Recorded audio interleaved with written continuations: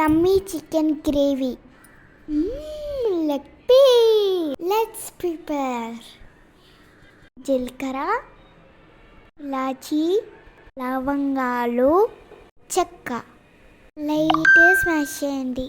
Oil వేడాక మసాలా వేసుకోండి. Onion వేసుకోండి. లైట్ సాల్ట్ వేసుకొని మూత పెట్టుకోండి. ఆనియన్ ఫ్రై అయ్యాక అల్లం పేస్ట్ వేసుకోండి. పసుపు వేసి మిక్స్ చేయండి. ఇప్పుడు చికెన్ వేసుకొని కలుపుకోండి. ఇప్పుడు కొంచెం కారం, ఉప్పు, కోకోనట్ పౌడర్ వేసి బాగా కలుపుకోండి. ఇప్పుడు ఒక కప్పు వాటర్ యాడ్ చేసుకోండి.